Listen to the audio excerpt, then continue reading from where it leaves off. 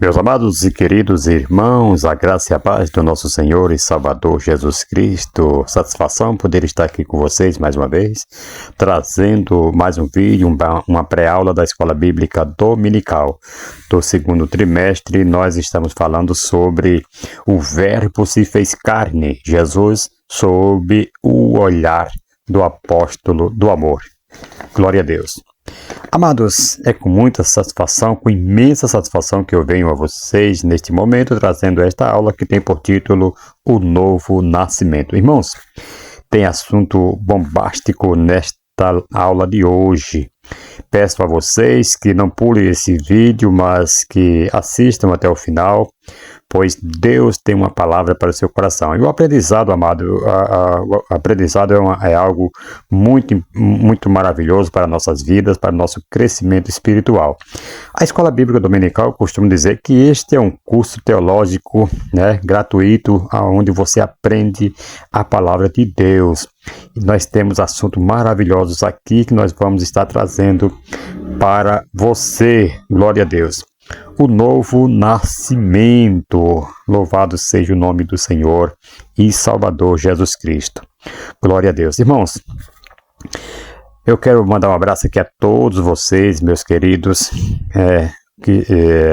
seguidores aí que estão nos seguindo cada dia aí, aprendendo conosco, deixando seu comentário, seu joinha, seu like. Isso é muito importante para o canal, para o crescimento do nosso canal. Glória a Deus. Eu quero agradecer a todos vocês com imenso carinho que eu tenho por cada um de vocês. A Igreja do Jardim Piquiri, o pessoal aqui de São Paulo, pessoal do Pernambuco, pessoal de Alagoas. Vejo aqui muitos comentários das pessoas aí que estão nos seguindo. E isto é muito bom, para nós que estamos aqui. Sem vocês, a Escola Bíblica Dominical não existiria. Por isso nós estamos aqui fazendo esse trabalho, porque tem pessoas que gostam ainda de aprender, de ouvir, e nós estamos aprendendo junto, é claro. Então, o Verbo se fez carne, Jesus sob o olhar do apóstolo do amor. O apóstolo do amor, todos sabem, João, glória a Deus. E essa lição aqui é do dia 13 de abril de 2025, Novo Nascimento. E o que nós vamos estudar nesta lição? Nesta lição estudaremos sobre o novo nascimento. É uma das doutrinas fundamentais da fé cristã, sendo essencial para a salvação. Em sua conversa com Nicodemos, Jesus revelou que ninguém pode ver o reino de Deus sem nascer de novo. Você vai ver lá em João capítulo 3, versículo 3, é onde vai estar o nosso texto áureo. Esse nascimento espiritual, amado, não é uma mera mudança externa, não, mas uma transformação profunda operada pelo Espírito Santo. Ele concede ao pecador uma nova vida, libertando-o do domínio do pecado e tornando-o filho de Deus. Alguém pensa, peraí, todos são filhos de Deus? Não. Todos aqueles que aceitarem o Filho do Senhor, como diz João, deu-lhe poder de serem feitos filhos de Deus, lá em João capítulo 1. Louvado seja Deus. Então, tornando Jesus Cristo aqui, nos torna nós filhos de Deus. Ao longo desta lição, amado, nós exploraremos também o significado do novo nascimento, seus efeitos na vida dos cristãos e os meios pelos quais Deus realiza essa obra regeneradora. Então, nós vamos aqui juntos estar aprendendo a palavra do Senhor. João capítulo 3, versículo 3 está o nosso texto áureo. Jesus respondeu e disse-lhe, na verdade te digo que aquele que não nascer de novo não pode ver o reino de Deus. Glória a Deus. Amados, e esse texto será abordado de forma detalhada nos pontos e subpontos, ok? Entretanto, de forma introdutória, destacaremos aqui 4 verdades fundamentais que dele derivam. Nascer de novo, amados, não é uma melhora de nossa velha natureza, mas a criação de uma nova. Entendeu isto? Nascer de novo não é uma melhora de nossa velha natureza, mas a criação de uma nova. Melhorar somente a nossa velha natureza, isso aí não significa nada. O bom mesmo é a criação de uma nova natureza dentro de nós. Glória a Deus. Quando nós temos esta nova natureza em nós passamos a ser uma nova criatura em Cristo Jesus, como disse o apóstolo Paulo, né? Glória a Deus. Então, amados, nós precisamos dessa nova natureza. Assim que se alguém está em Cristo, nova criatura as coisas velhas já passaram, tudo se fez novo. É o que disse o apóstolo Paulo lá aos Coríntios, né? Glória a Deus. Irmãos, o ensino de Jesus sobre o novo nascimento nos confronta com a nossa terrível situação espiritual e moral. Pois todos, veja só o que diz Romanos 3:23, pois todos pecaram e estão destituídos da glória de Deus. Estão destituídos, estão afastados, ouça isso no nome de Jesus. O novo nascimento, amados, é algo que não fazemos por nós mesmos, depende totalmente de Deus. Será que o etíope, quando o etíope ali, ele pode mudar a sua pele? Ou o leopardo as suas pintas, né? Assim também, vejam só, vocês são incapazes de fazer o bem, vocês que estão acostumados a praticar o mal, como disse Jeremias, né? Lá em Jeremias 13, versículo 23. Então é difícil, um homem com a velha natureza, ele fazer o bem, né? Ele está ali com aquela velha natureza, acostumado a fazer o mal. Deixa eu contar aqui uma ilustração para você. Houve um incêndio numa floresta e o escorpião estava procurando fugir daquele incêndio, naquelas labaredas, e ele encontra um sapo. O sapo estava na beira do lago, né, pronto a nadar e sair do outro lado para escapar do incêndio, das chamas flamejantes. E aquele escorpião chega para o sapo e fala assim: olha, eu não sei nadar, se eu entrar nessa água, nesse lago aí, eu vou morrer afogado. Me põe nas suas costas e me atravessa para o outro lado. O sapo falou: não, eu não sou louco não, eu não vou fazer isto. Aí o sapo falou assim: eu vou fazer isso aqui, chega lá no meio do lago, lá você pode me picar e eu vou morrer, né, com o seu veneno, e vou afundar, né, e acabou. Aí o escorpião: não, você acha que eu vou fazer isso? Eu estou querendo escapar-me do incêndio aqui para não morrer queimado. Você acha que eu vou morrer afogado? Se eu fizer isso, vai morrer nós dois. Aí o sapo falou: tem sentido, né? É verdade, se você fizer isso, então você vai escapar da chama, mas vai morrer nas águas. Aí confiou no escorpião, colocou ele nas costas e lá vai ele. Lá no meio do lago, o escorpião, ferrugou as costas do sapo. E o sapo vai enfraquecendo, afundando e fala para o escorpião: por que você me fez isto? Aí o escorpião falou: é a minha natureza, né? Então, amados, nós temos uma natureza má, uma natureza que nós já nascemos com ela, a natureza pecaminosa. Se Deus não criar, o Espírito Santo não criar em mim uma natureza nova, eu vou continuar com essa natureza velha, apesar que está no homem as duas, mas nós devemos alimentar a natureza nova, ler a palavra, buscar em Deus, orar, louvar a Deus, procurar não pensar nas coisas que são deste mundo, como diz, né, em Colossenses capítulo 3, e assim você escapará da natureza. Você vai sufocar a natureza pecaminosa e vai agora estar levantando a sua natureza nova. Ouça isso no nome de Jesus. Então, nós devemos alimentar aquilo que nos traz, né, uma vida espiritual sadia na presença de Deus. Então, o que acontece no novo nascimento, amados? O que acontece no novo nascimento não diz respeito a ter uma nova religião, mas ganhar uma nova vida. Não é trocar de religião, não é ter uma nova religião, não.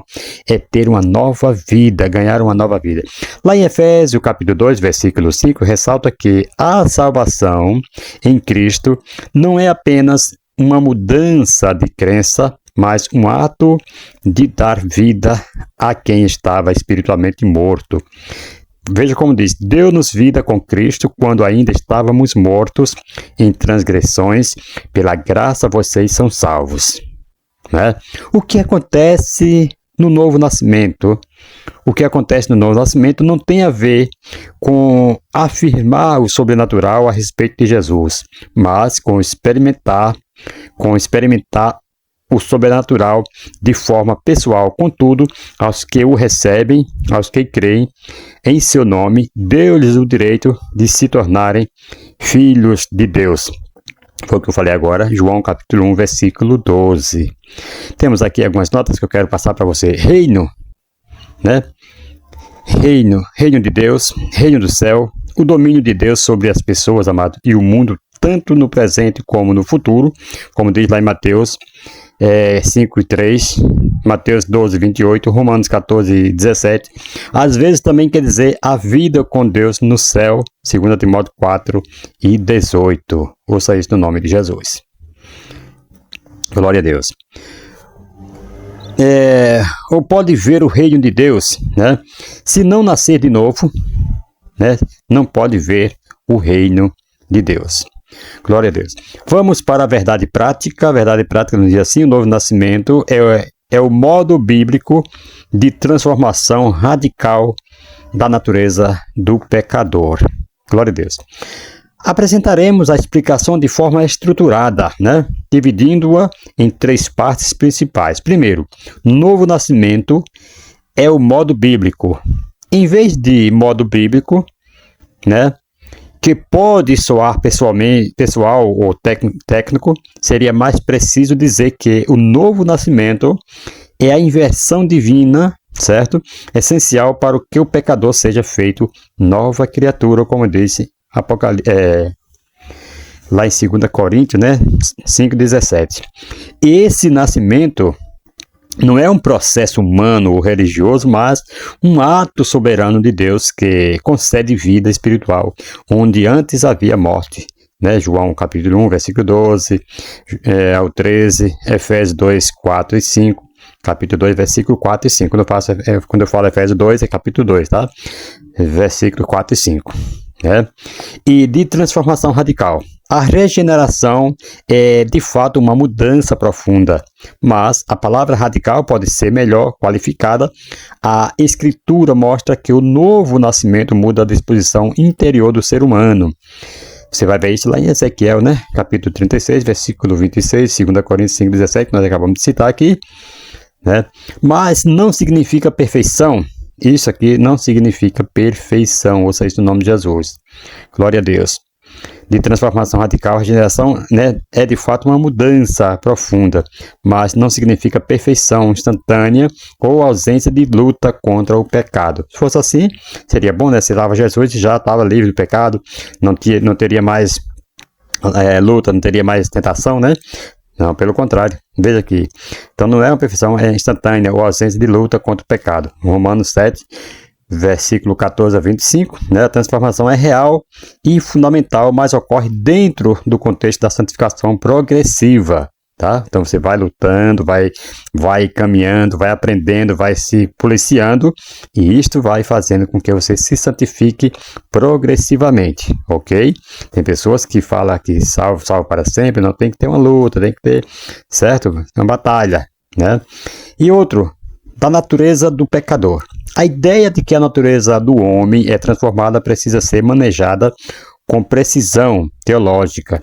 Se natureza aqui significa disposição interior e a inclinação do coração, então a afirmação está correta. Efésios 2, versículo 1 a 5. Mas se implicar que o crente deixa de possuir qualquer tendência ao pecado, isso não se sustenta biblicamente, certo? O Novo Testamento, amado, ensina que o pecado ainda habita no crente. 1 João, capítulo 1, versículo 8 a 10, né? Depois você lê essa carta de 1 João lá, essa epístola, você vai ver que tem coisas maravilhosas lá. Embora ele diz assim, embora ele não seja mais escravo dele, né? Embora a pessoa não seja mais escravo do pecado, que o pecado não pode dominar, a Bíblia diz que aquele que é dominado por algo se torna escravo daquilo que o domina. Então, nós temos que lutar, temos uma luta aí contra o pecado. Usa isso no nome de Jesus. Amados, a leitura bíblica em classe está lá em João capítulo 3, versículo 1 ao versículo 9, e depois você pula para o versículo 16. Só que eu vou pular aqui esta parte, né, que eu quero ser breve aqui com vocês. Vou pular também aqui a introdução. Vocês aí, professores, fiquem à vontade para estar comentando para estar lendo aí na sua classe com seus alunos. Mas vamos ver, Jesus e Nicodemos, tópico 1. Quem era Nicodemos? Olha só, Nicodemos, capítulo 3 de João, era um sábio judeu de grande prestígio tanto entre o povo quanto entre seus colegas fariseus.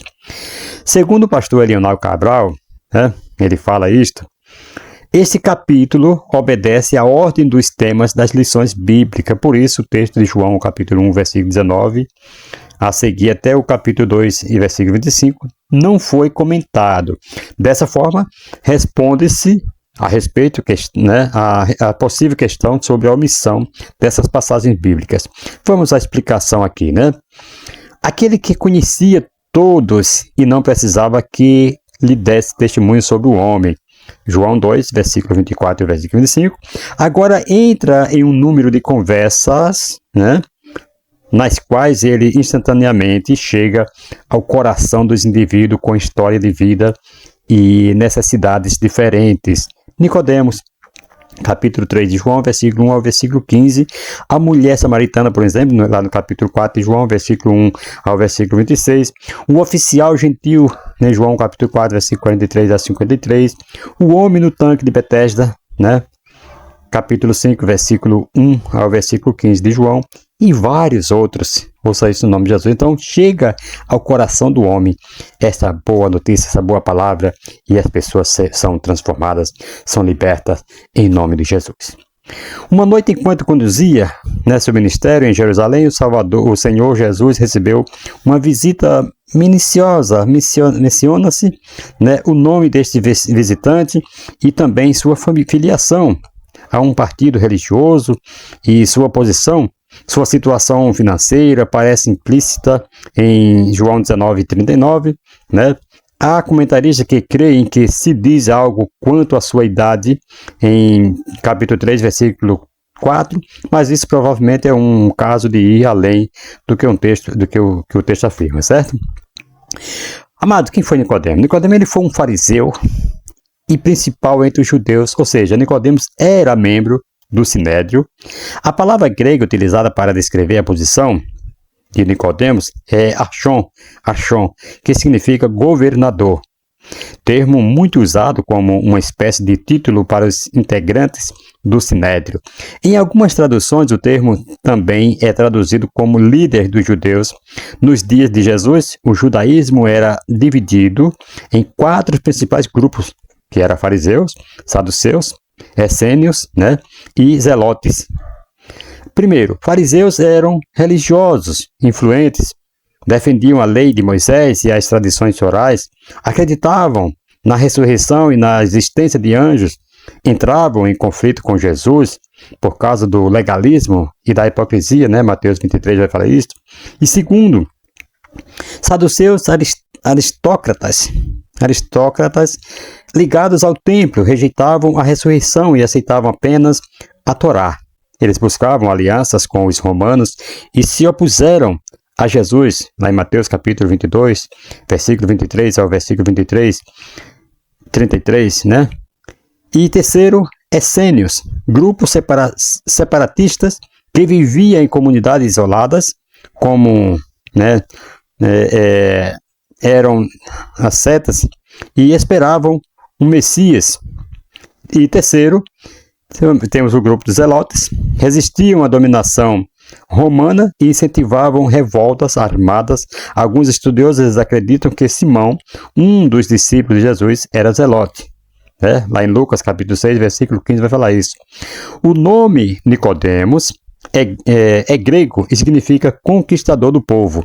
A explicação do seu nome ser de origem grega se dá pelo fato de que, a partir do período dos governantes macabeus, tornou-se comum uma mistura de nomes gregos entre os hebreus. Nicodemos ele era um mestre em Israel, um estudante profissional, intérprete e doutor da lei, ocupando aí uma posição muito proeminente, Para entendermos aqui um pouco melhor a posição de Nicodemos, amados, precisamos ter uma noção básica do que era o Sinédrio de forma bem resumida O Sinédrio era um tipo de corte, né, suprema, corte suprema dos judeus que se reunia em Jerusalém. No tempo de Jesus, a jurisdição do Sinédrio era tanto civil quanto, de certa maneira, criminal. Muito provavelmente, Nicodemo ele foi um homem de grandes posses, né? A gente vê que lá em João capítulo 3, versículo 1 e versículo 10, e João capítulo 19, versículo 39 também, não se sabe praticamente nada sobre sua vida pessoal, né? Além do que é relatado no Evangelho de João. Alguns estudiosos tentam identificá-lo com um homem rico e generoso chamado Nicodemon, né? Nicodemon, Ben Gurion, mencionado no Talmud, um dos livros básicos do judaísmo. Entretanto, tal identificação é incerta. Glória a Deus. Vamos aqui para o segundo subtópico. O segundo subtópico desse tópico 1, o reconhecimento de Nicodemos sobre Jesus como mestre. Glória a Deus. Amados, glória a Jesus. Vamos lá a mais esse subtópico. Vamos ler o texto bíblico lá em João, capítulo 3, versículo 2, na tradução NVI. Ele veio a Jesus à noite e disse: Mestre, sabemos que ensinas da parte de Deus, pois ninguém pode realizar sinais miraculosos que estás fazendo se Deus não estiver com ele. Ok. Glória a Deus. Vamos lá. Olha só. Por que Nicodemos veio a Jesus à noite? Não fica claro. Por que Nicodemos veio a Jesus à noite, não fica claro. Alguns acham que essa referência, amado, à noite, não é nada mais que uma reminiscência pessoal de um detalhe histórico. Outros nos lembram dos textos que mostram que os rabis estudavam e debatiam até altas horas. Ainda outros especulam que Nicodemos veio a Jesus à noite para se beneficiar da cobertura da escuridão, temendo aos olhos do público, né, ser associado com o mestre e operador de milagres Galileu. Quantos não agem assim, não é verdade? Há muitos que têm vergonha de Jesus e evitam identificar com ele, né?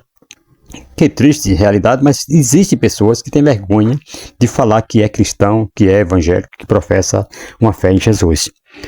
Né? Olhando para o texto bíblico, amado, percebemos que apesar de toda a sua educação, Nicodemos não reconheceu o Senhor como Deus manifesto em carne.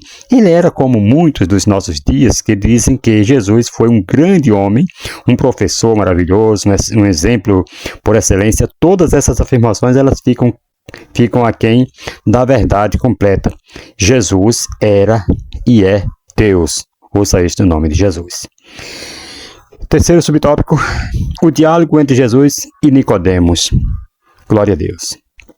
Glória a Jesus. O diálogo entre Jesus e Nicodemos. Vamos ler o texto bíblico em João, né? Capítulo 3, versículo 3 até o versículo 6, que diz assim: Em resposta, Jesus declarou: Digo-lhe a verdade, ninguém pode ver o reino de Deus se não nascer de novo. Perguntou Nicodemo como alguém pode nascer sendo velho. É claro que não pode entrar pela segunda vez no ventre de sua mãe e nascer. Respondeu Jesus: Digo-lhe a verdade, ninguém pode entrar no reino de Deus se não nascer da água do Espírito. O que nasce da carne é carne, mas o que nasce do Espírito é Espírito. Não se surpreenda pelo fato de eu ter dito, é necessário que vocês nasçam de novo. Essa é a tradução NVI que eu li para vocês.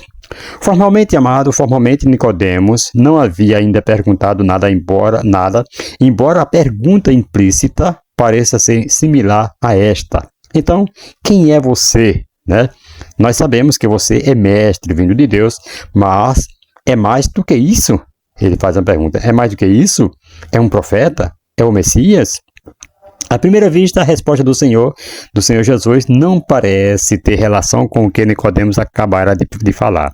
O Senhor disse: Nicodemos, você veio a mim à procura de ensino, mas o que você realmente precisa é nascer de novo, meu querido. Muitas pessoas vão a Jesus, né, à procura de ensino, à procura de de sacar alguma bênção, tudo mais, mas na verdade o que se precisa é nascer de novo. Jesus aqui não passou, né, a mãozinha na cabeça assim, e defender. Não, Jesus já foi logo direto ao assunto, meu querido. Tem pessoas que enrola para passar uma mensagem de Deus para uma pessoa. Não. Tem que já falar, olha, eu vim aqui para receber uma bênção, pastor, eu vim aqui para receber uma cura, receber uma bênção. Quando na verdade deve ministrar primeiro o novo nascimento, o perdão, o arrependimento na vida da pessoa. Aí sim, aí todas as coisas vêm normalmente.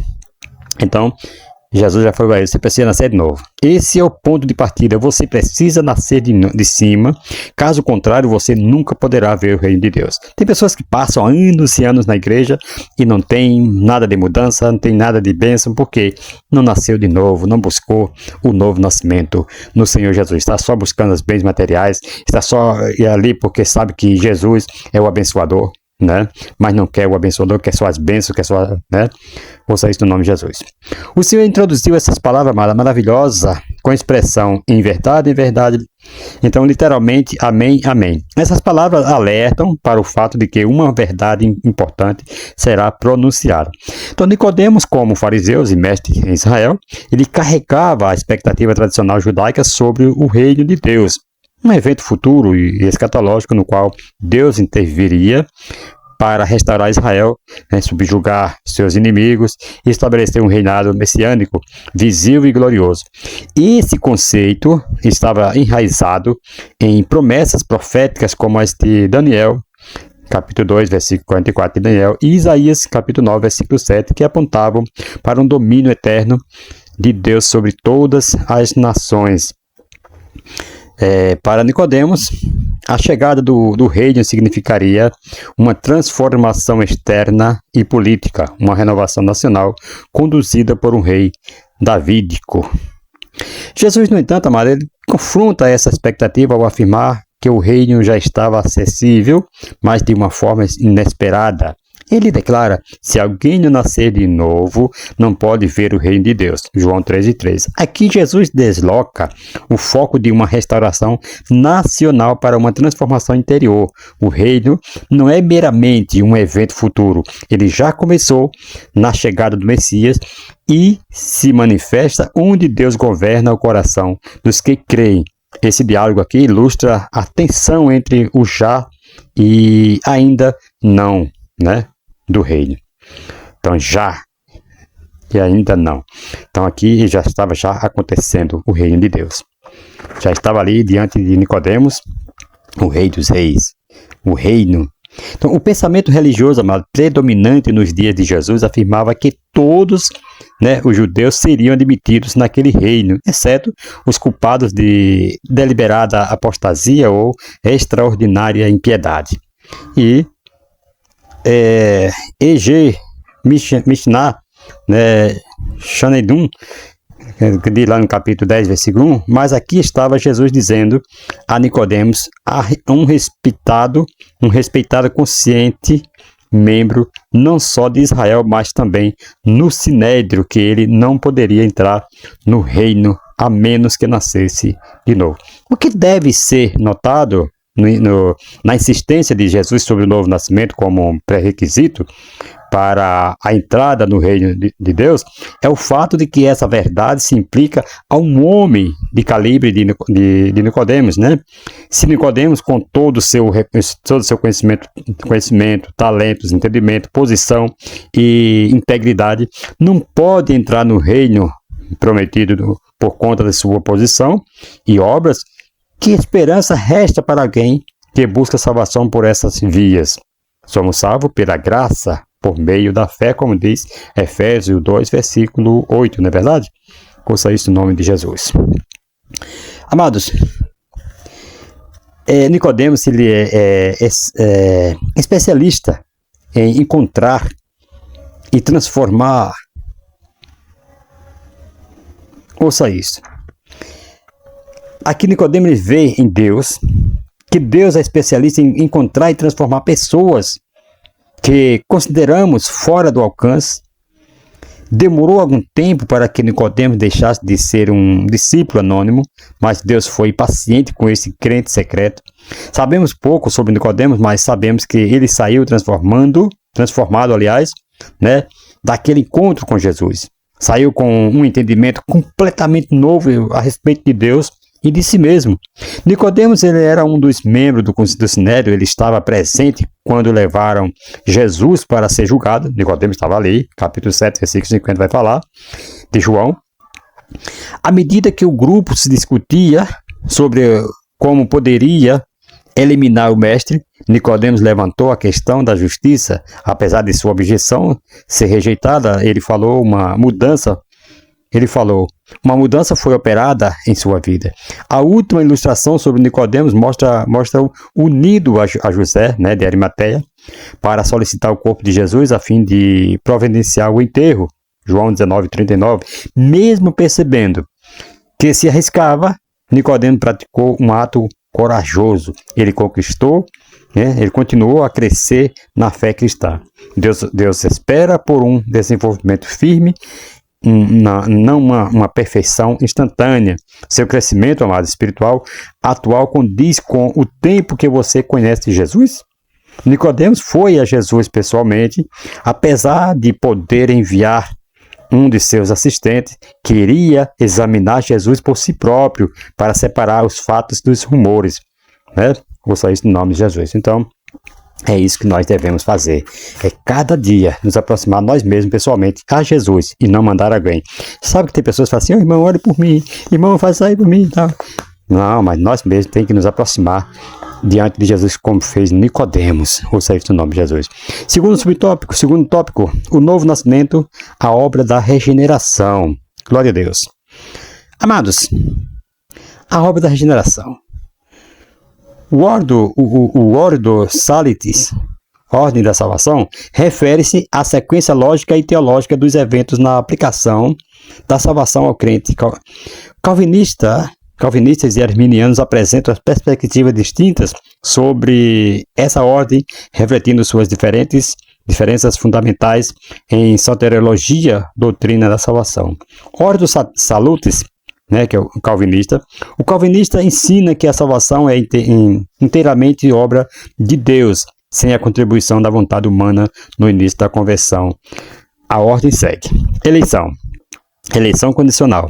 Deus escolhe quem será salvo antes da fundação do mundo. Efésios capítulo 1, versículo 4 e versículo 5, Romanos capítulo 8, versículo 29 e 30.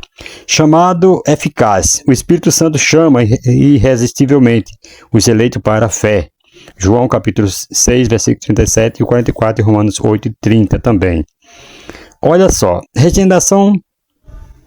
Deus dá vida espiritual ao pecador morto em delitos e pecados. João 3 e 3 ao versículo 8. Efésios 2, 1 ao versículo 5. Fé e arrependimento como consequência da regeneração. O eleito responde em fé e arrependimento. Né? Efésios 2, versículo 8 e 9. E Atos 11, versículo 18. Justificação. Deus declara ao pecador justo com base na fé em Cristo. Então depende do homem ter fé em Cristo. Romanos capítulo 5, versículo 1. Gálatas capítulo 2, versículo 16. Adoção. O crente é feito filho de Deus. Romanos 8, 15 até o versículo 17. E Gálatas 4, versículos 5 ao 7. E santificação.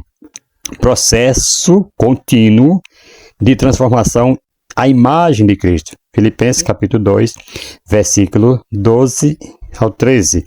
E 1 Tessalonicenses, deixa eu ver aqui.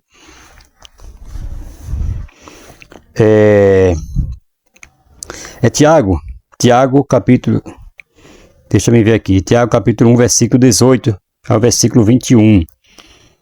Então, 1 Tessalonicenses capítulo 4, versículo 37. Vocês no nome de Jesus. Perseverança dos santos. Os eleitos permanecerão na fé até o fim. João capítulo 10, versículo 28, versículo 29, Filipenses capítulo 1, versículo 6. Glorificação. O crente receberá um corpo glorificado na ressurreição. Romanos 8, 30, 1 Coríntios 15, 51 ao 54.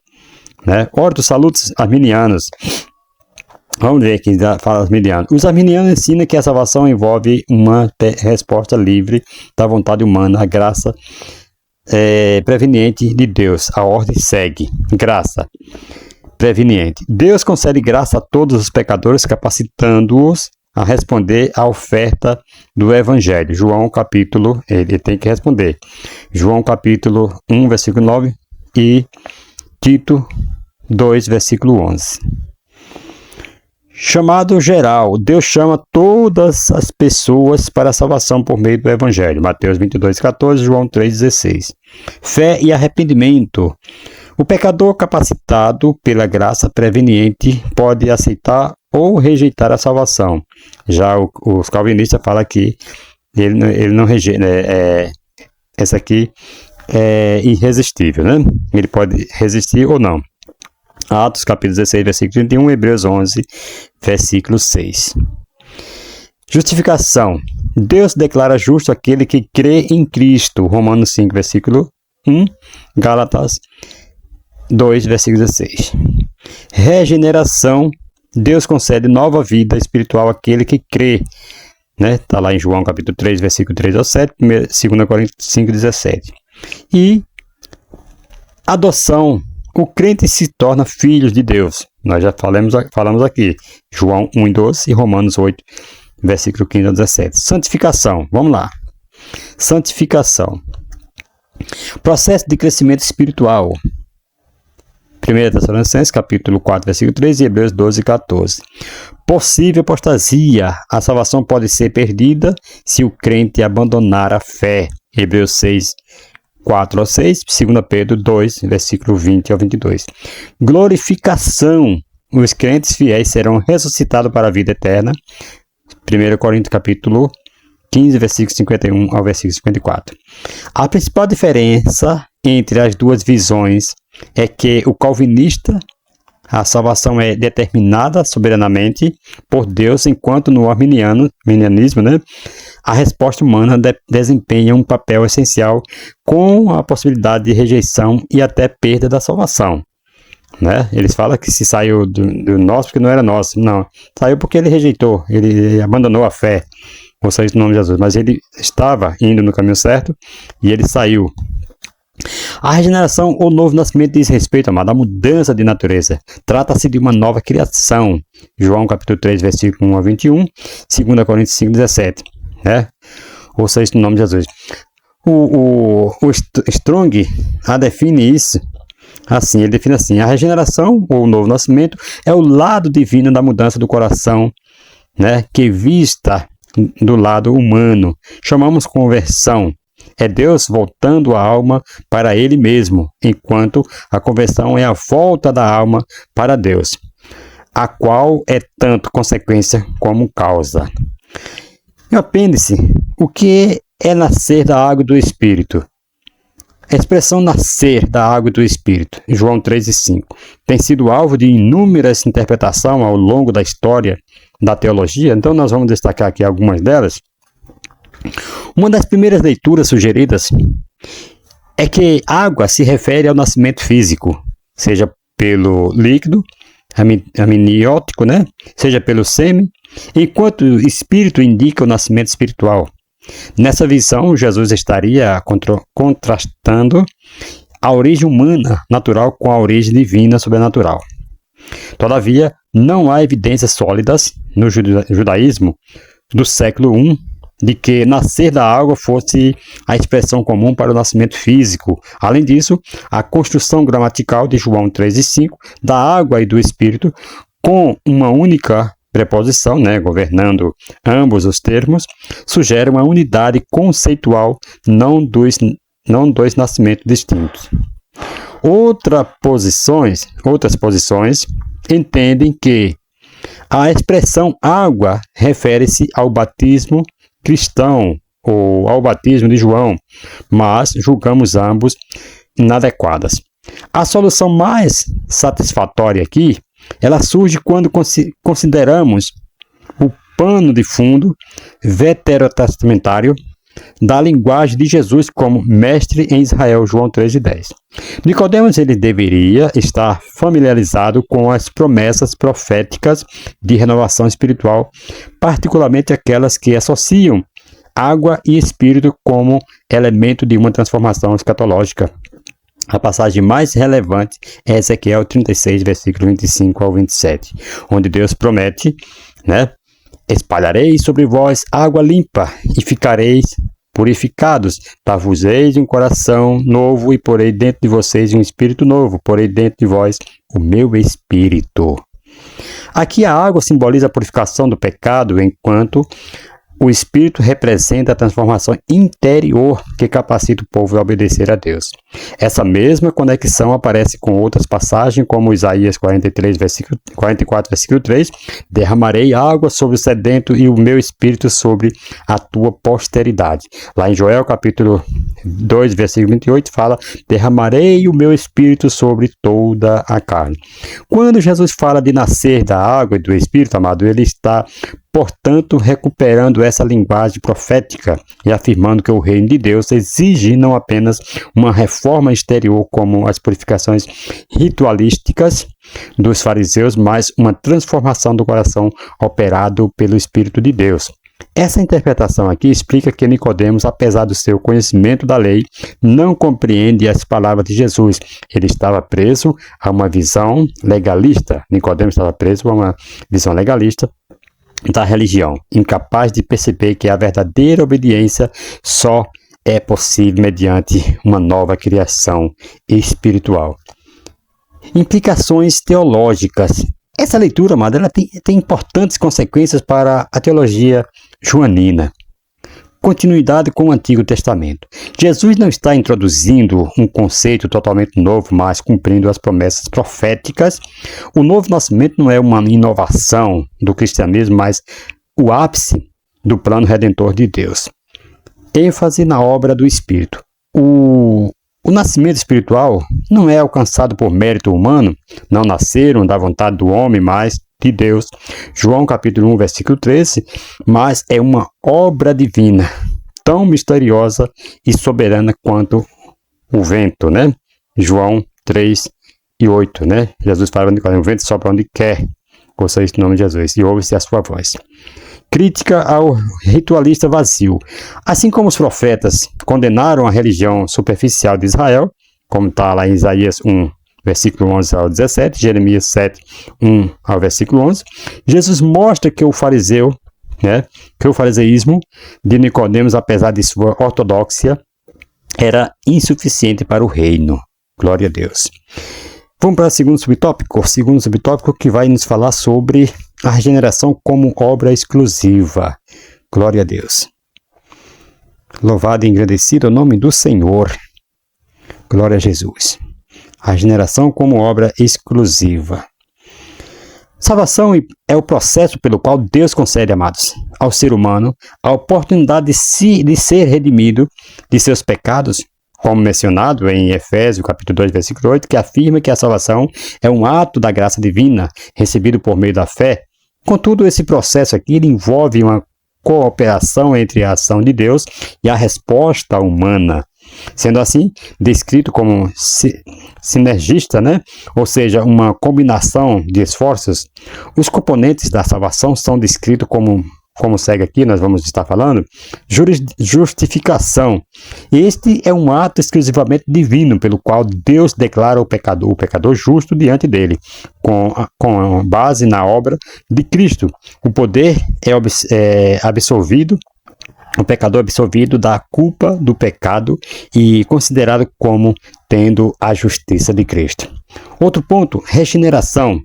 Também é um ato divino no qual o Espírito Santo transforma a natureza espiritual do pecador, certo? Concedendo-lhe uma nova vida. Esse é o momento de novo nascimento, onde o pecador passa a viver de acordo com a vontade de Deus. Outro ponto, santificação. Esse processo ele começa com um ato divino, mas é seguido pelo esforço humano na santificação. O Espírito Santo ele continua a trabalhar na vida do indivíduo, ajudando-o a se tornar mais parecido com Cristo. No entanto, há uma responsabilidade humana a colaborar com essa obra por meio de práticas como oração, estudo na palavra e obediência à vontade de Deus. Falei isso aqui no começo para vocês. Assim, amados, a salvação, embora seja obra da graça de Deus, não ocorre de maneira passiva. Ela exige uma resposta ativa do ser humano em fé, arrependimento e dedicação. Espero que essa explicação torne o conceito mais claro para você, ok? Que Deus abençoe vocês, em nome de Jesus, a compreender o que nós estamos aqui trazendo. Vocês estão entendendo? Vamos agora ao terceiro subtópico, a necessidade da regeneração do pecador. A necessidade da regeneração do pecador. Jesus ele afirmou categoricamente, amado, a Nicodemos: você precisa nascer de novo, Nicodemos. João 3:7. Essa exigência, vinda daquele que é a verdade, como diz lá em João capítulo 14, versículo 6, ele é a verdade, né? Essa exigência, vinda de quem é a verdade, não admite exceções ou alternativas. A autoridade de Cristo como mestre infalível confirma a regeneração como condição sine que non, né, condição indispensável para ver e entrar no reino de Deus. Universalidade da necessidade. Nicodemos ele era religioso, é claro, sábio e moralmente íntegro, mas Jesus não fez concessões, mesmo ele precisava ser regenerado. Sabia que tem pessoas que, não, fulano é renomado, é um pregador de mão cheia, fulano... E eles acham que a salvação está em muita eloquência, está em muito conhecimento. Não é nada. Às vezes o indivíduo precisa nascer de novo e você não sabe disto. Então Jesus não levou em conta nada desse Nicodemos, que Nicodemos era íntegro, que Nicodemos era... Não, Jesus foi direto ao ponto: você precisa nascer de novo. João capítulo 3, versículo 1 a 10. Isso aqui demonstra que a regeneração é indispensável para todos, independentemente de status social, conhecimento teológico ou moralidade, né, como diz lá em Romanos capítulo 3, versículo 10 ao 12. Ineficácia das obras humanas. Outro ponto que nós queremos falar aqui também. Batismo, ritos religiosos, moralidade ou conhecimento bíblico não substituem a regeneração. Tem tantas pessoas que falam assim: tem que batizar. Sim, o batismo é um ato de fé, né? Você está confessando publicamente, né? Mas isso não vai salvar. Não, são ritos, né? Essas coisas não é suficiente para a regeneração, não substitui a regeneração, né? Como diz João capítulo 1, versículo 13. A salvação não é por obras, como diz Efésios capítulo 2, versículo 8 e 9, mas pela obra soberana do Espírito Santo, como diz Tito 3 e 5. Cumprimentos das profecias do Antigo Testamento. A regeneração realiza as promessas de Ezequiel, capítulo 36, versículo 25 a 27. Purificação por água e novo coração pelo Espírito. Jeremias 31, versículo 33. Lei escrita no coração é a essência da nova aliança. Ouça isso em nome de Jesus. Urgência. Temos aqui urgência escatológica. Sem a regeneração, o destino é a separação eterna de Deus. João 3,36. A exortação bíblica é séria. Você precisa nascer de novo. Se quiser ver e entrar, não é uma sugestão, mas um imperativo divino. Aqui Jesus não está dando uma sugestão, não. Jesus está dando um imperativo, uma ordem imperativa. Ouça isso no nome de Jesus. Terceiro tópico. Os meios da obra regeneradora. A operação do Espírito Santo. Glória a Deus. Glorificado seja o nome do Senhor e Salvador Jesus Cristo. Glória a Deus. Vamos lá. Amados, a regeneração não é um processo que o ser humano pode iniciar ou concluir por si próprio. Não.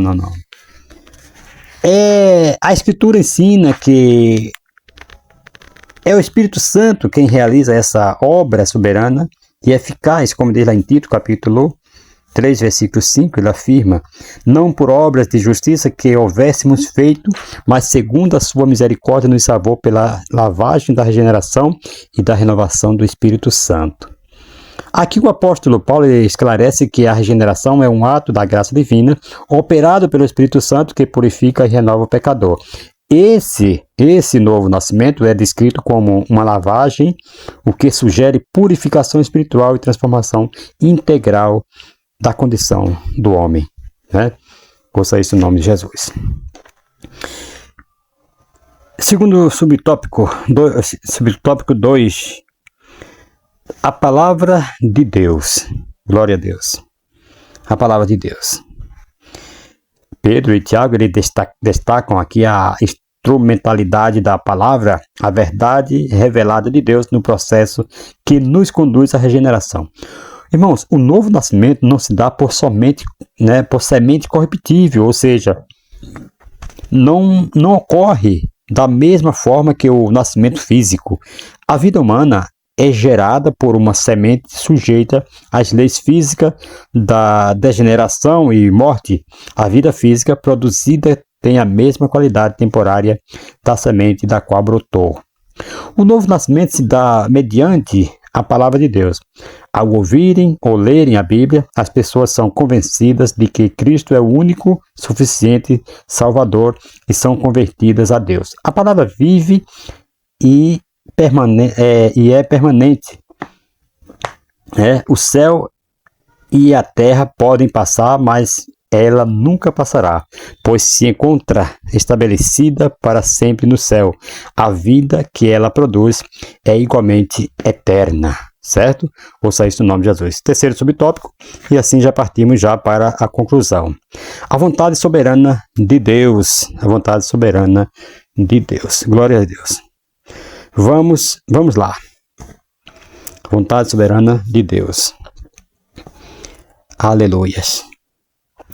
Irmãos, o plano de salvação de Deus revela a sua vontade perfeita, desejando que ninguém seja condenado eternamente, como é mencionado na segunda epístola de Pedro, capítulo 3, versículo 9. No entanto, segundo a sua vontade permissiva, as pessoas têm a liberdade de fazer escolhas, decidindo se buscam ou não o perdão divino e, por consequência, a vida eterna. Lucas 7, versículo 30.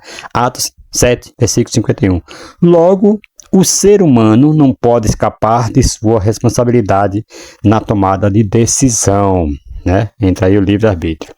A Escritura ensina que Deus deseja que todos os homens sejam salvos e chegam ao conhecimento da verdade. Isso aqui está fundamentado, né, no caráter amoroso e justo de Deus, que não tem prazer na morte do ímpio, mas que ele se arrependa e viva, né? Ezequiel 18, versículo 23.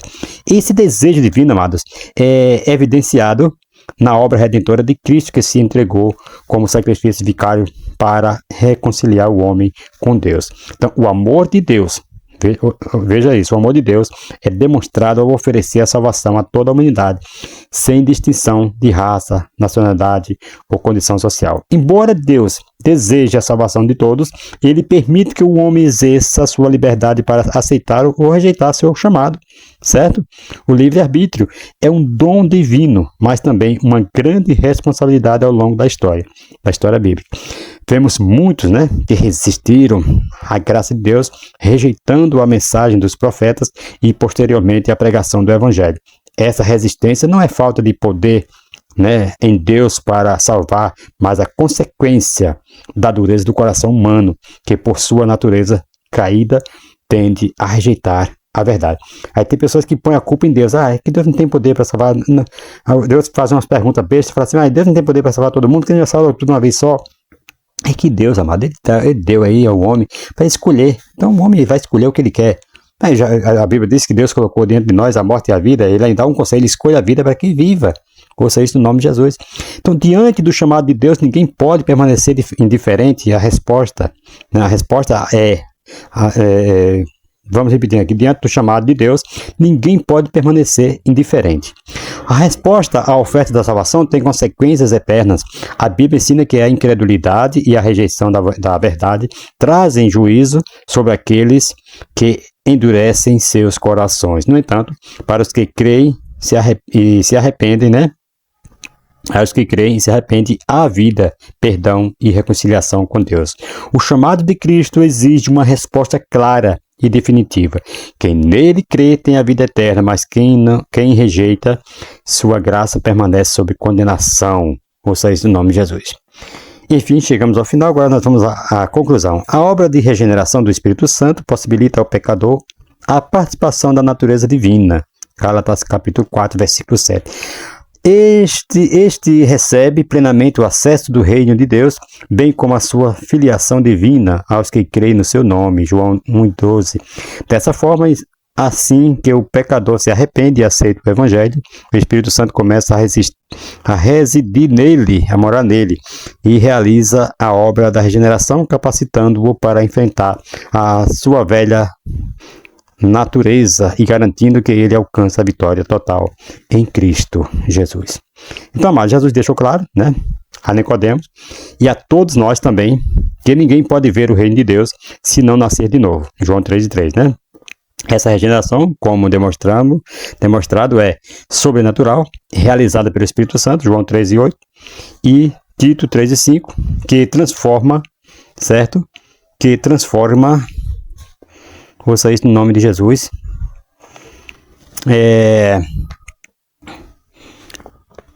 que transforma o coração de pedra em coração de carne.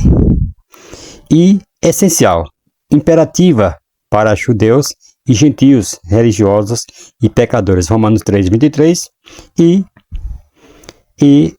João 1,12, 13. E transformadora também. Cria uma nova natureza com novos desejos, 2 Coríntios 5,17, e capacita para uma vida de santidade, Efésios 4,24.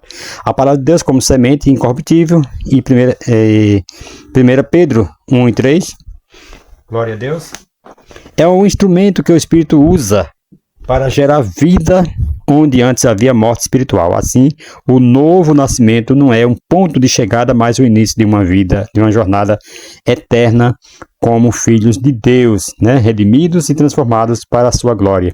Que esta verdade, amado, nos leve a proclamar com urgência é necessário nascer de novo. Que nós possamos colocar isso em mente.